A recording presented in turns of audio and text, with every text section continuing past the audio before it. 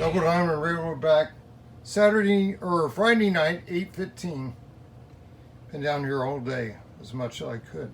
2.5 hours at a time. It is a mess. But I cleaned up half of it already. We've been under the bench, putting new Wagos on.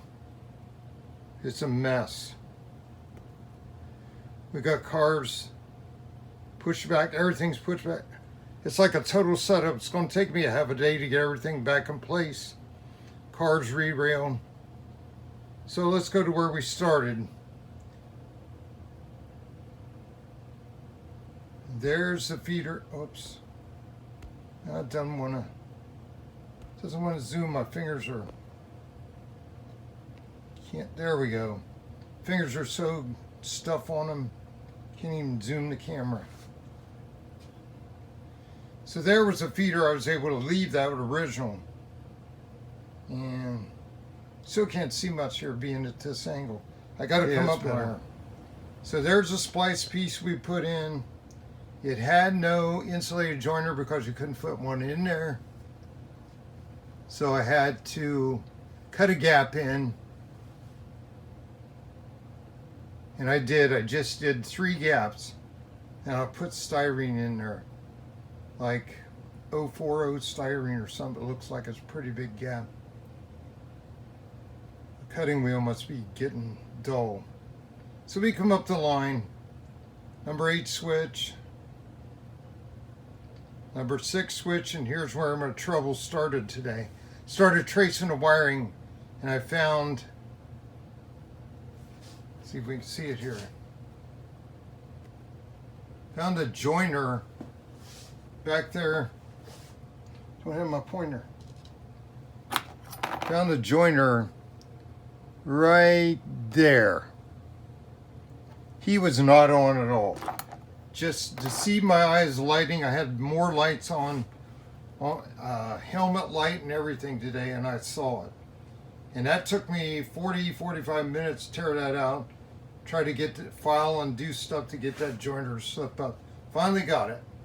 So that held me up. Moved on down the line and worked on, you can see the solder in there, bled through. Worked on this piece here, and that one screwed up. I got it too short. It's like an 8 to 3/16 short on one end, on the left side. I couldn't believe it, because I cut all these other ones, they were perfect.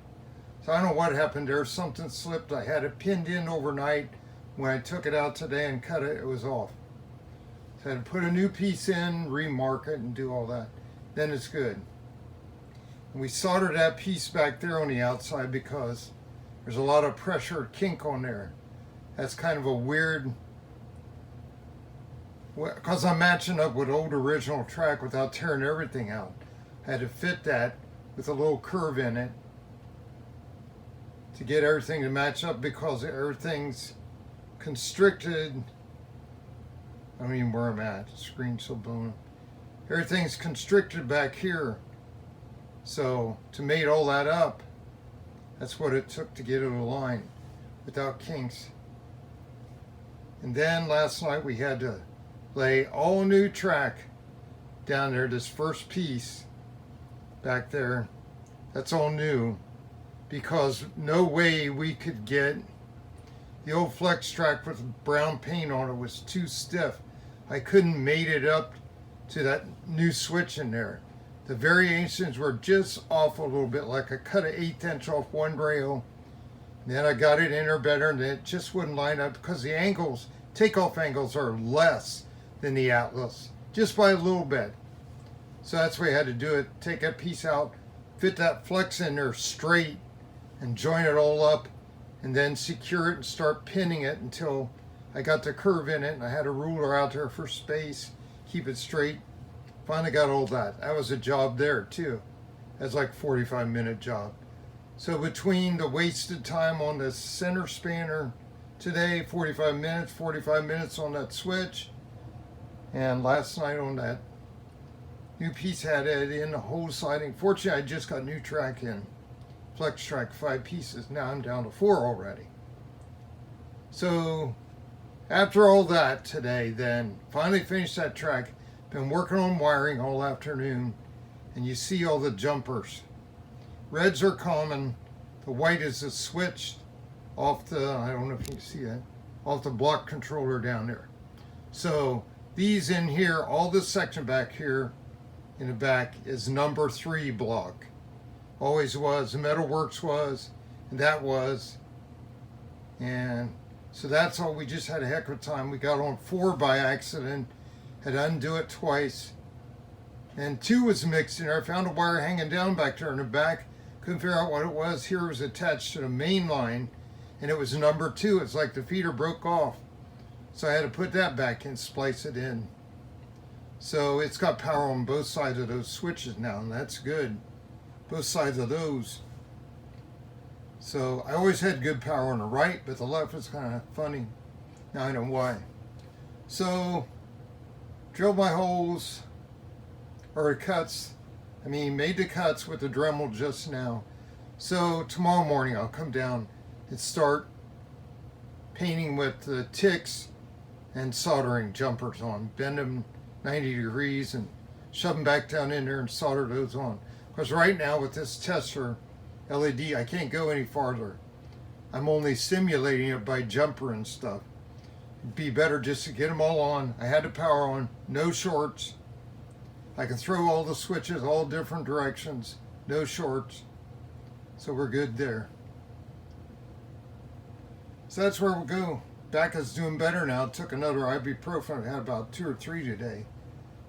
And it's starting to feel better now. If I stop bending over long enough, it's not so bad. That's 2 foot stretch back there, 20 inch, whatever. When you're laying over that all the time, having to hold yourself up, I can't really lean, you know, on anything. Lean on my left arm, tear it up on its ballast. So we got lots of shedding of blood today. I just stopped bleeding again for a while. So what a mess. Oh, it's been a tough... This is why I put this off for 2 years. I knew it was going to be bad, but it was worse than I thought. Track work wise and wiring way more extensive than I thought it would need. It's all because of Peco. You have to have the... so let me get in here and show you. You have to have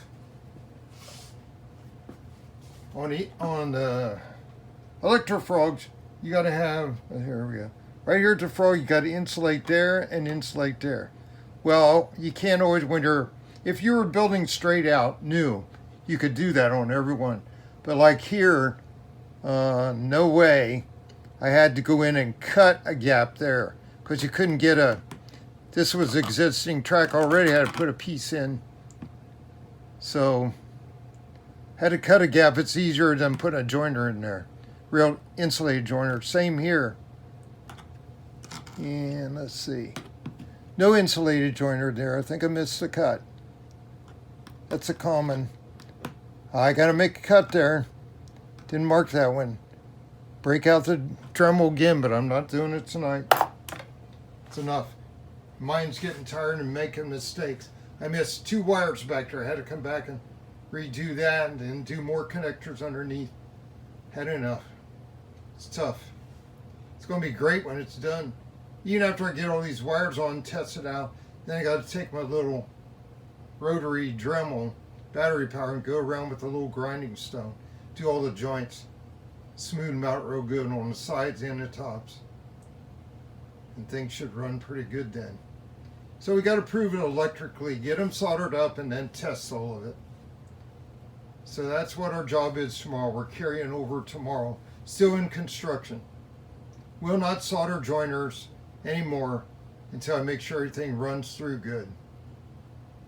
Without it, I'll bring my little Alco over and test. And I'll take 3387 and test because he had the most trouble. SD40-2, the Intermountain. See if I can drive in and out of there. Okay, glad I spotted that gap I missed, or I would have had a short. I don't know why it's, well, not shorting now because I don't have the common soldered up. Take care, God bless. We'll get the yard going here. Got another See if I can get it, dig it out. Another car